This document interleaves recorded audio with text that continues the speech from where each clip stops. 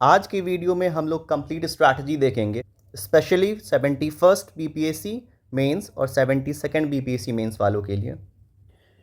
ये video zero से लेके एक टॉपर बनने तक आपकी मेंस की अप्रोच क्या होनी चाहिए from day 1 till the day of selections हम पूरा डिटेल में देखेंगे। कीवर्ड्स कौन से यूज़ करने चाहिए, कीवर्ड्स का क्या यूज़ होता है, एग्जाम्पल्स कैसे यूज़ होना चाहिए, फ्लो चार्ट कैसे बनाना चाहिए, है ना। तो ये video I can assure you आपके मेंस आंसर राइटिंग के डर को ख़त्म कर देगा, ठीक है। क्योंकि बहुत सारा मैसेज आता है कि सर मेंस आंसर राइटिंग कैसे किया जाए, हम बहुत बिगिनिंग फेज में हैं, एक भी लाइन आज तक हम लिखे नहीं हैं, 8 मार्क्स का क्वेश्चन लिखने में हमको बस आधा पेज हम लिख पाते हैं। तो ये सब क्वेश्चंस का अगर आपके पास आंसर नहीं है तो इस वीडियो को ज़रूर देखिएगा अंत तक। अगर वीडियो देख के तो आपको ये पता चल जाएगा कि क्रिटिकली एग्जामिन हो गया, जैसे डिस्क्राइब हो गया, है ना, डिस्कस हो गया, तो ये सब क्वेश्चन को अप्रोच कैसे करते हैं।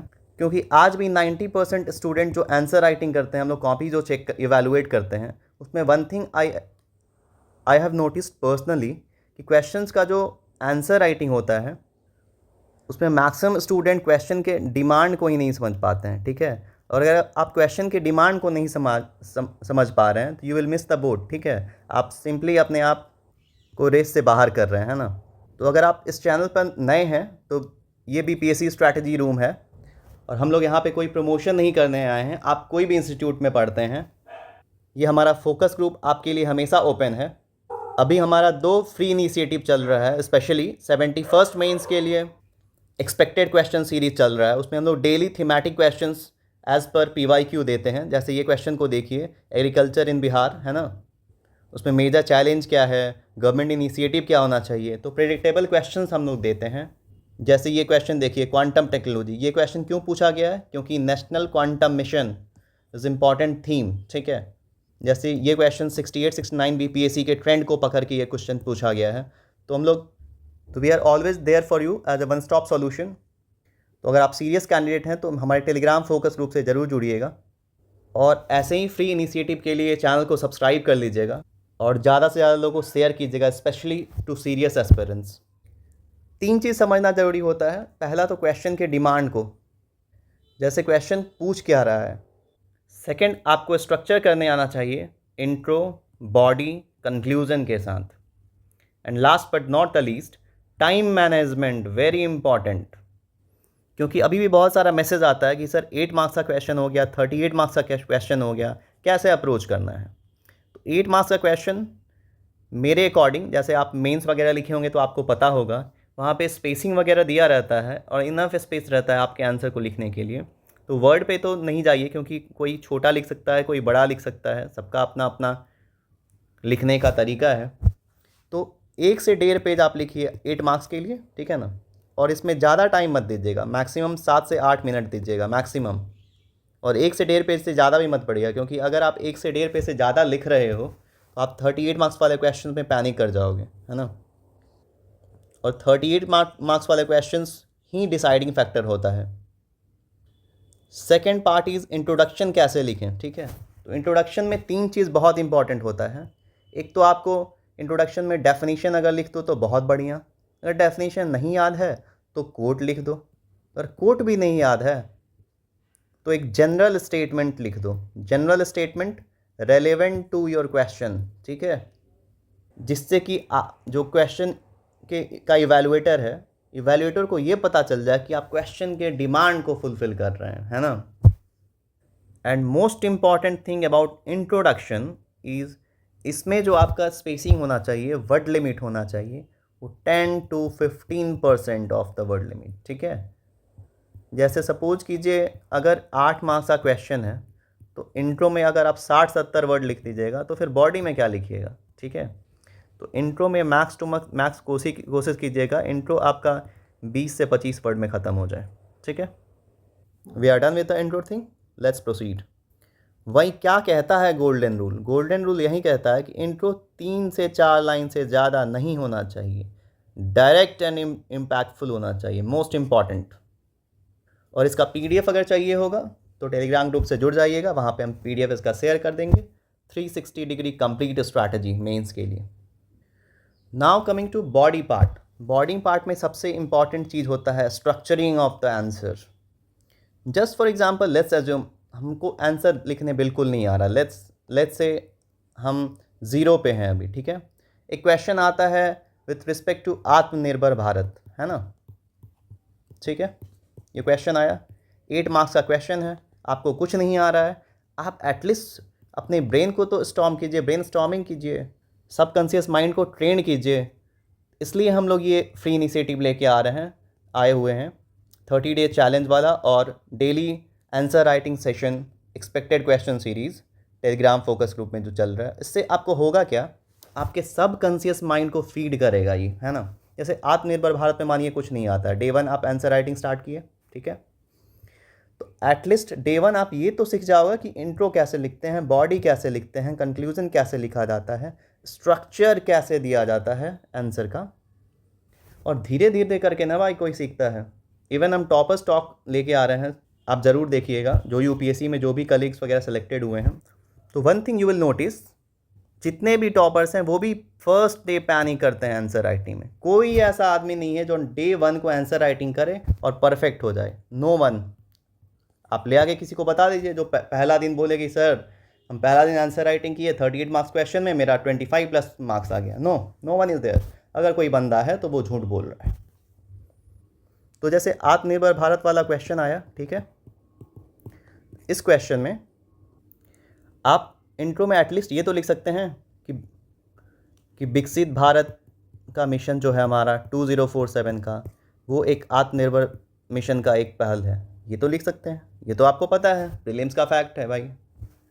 सेकंड चीज़, अब ठीक है आप इंट्रो लिख लिए, बॉडी कैसे लिखें, बॉडी नहीं पता है मुझे, ठीक है। बॉडी में ये सोचिए कि आपको बॉडी में क्या करना है। आप एक एग्जाम्पल ले सकते हैं, एग्जाम्पल से शुरुआत कर सकते हैं, बिहार रिलेटेड एग्जाम्पल लिख सकते हैं, है ना, फ्लो चार्ट बना सकते हैं।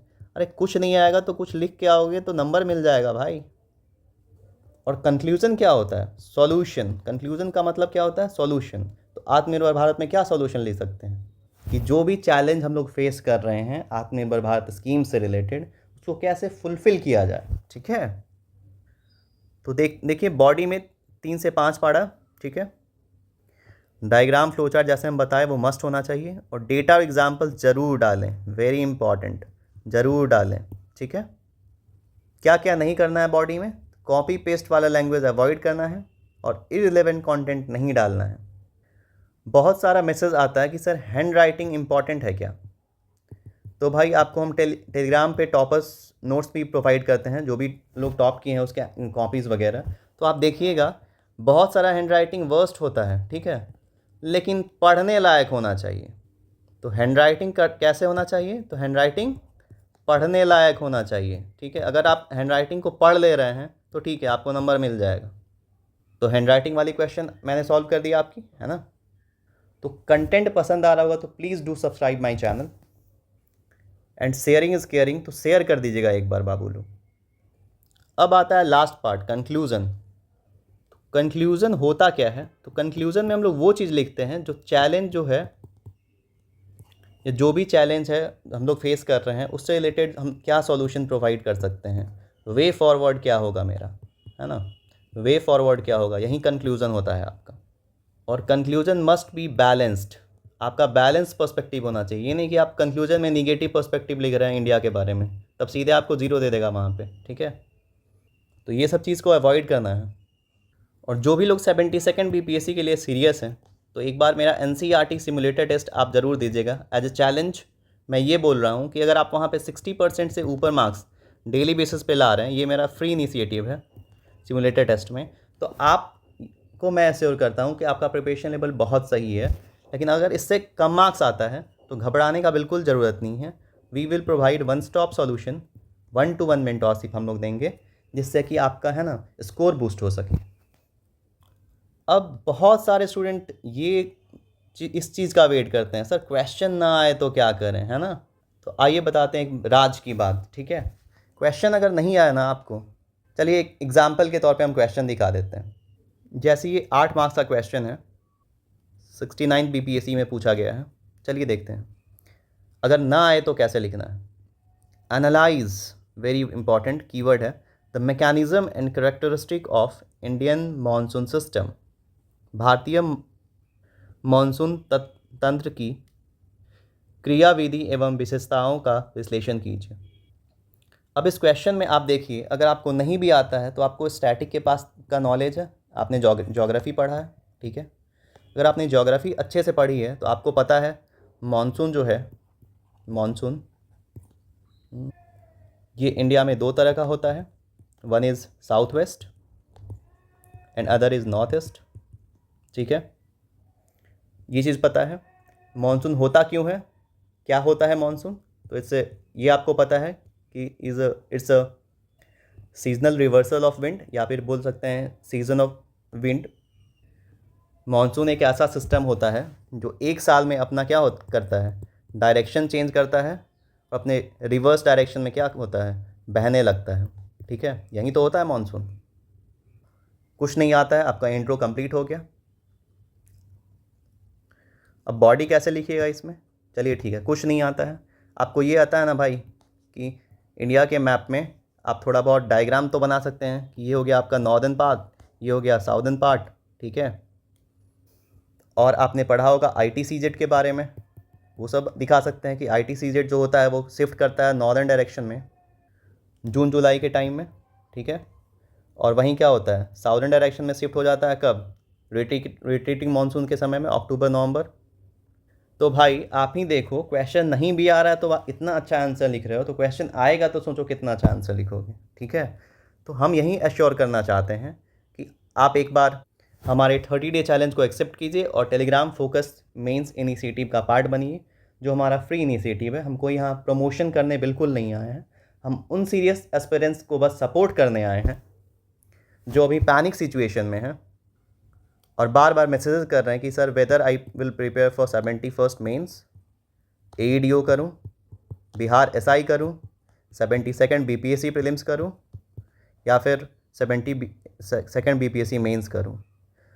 तो ये सब इनिशिएटिव, फ्री इनिशिएटिव उन सीरियस एस्पिरेंट्स के लिए है जिनको 1-to-1 मेंटोरशिप नहीं मिल पा रहा है, जो चाहते हैं कि NCERT कंप्लीट होलिस्टिकली कैसे कवर करें, वो हम करा देंगे आपको।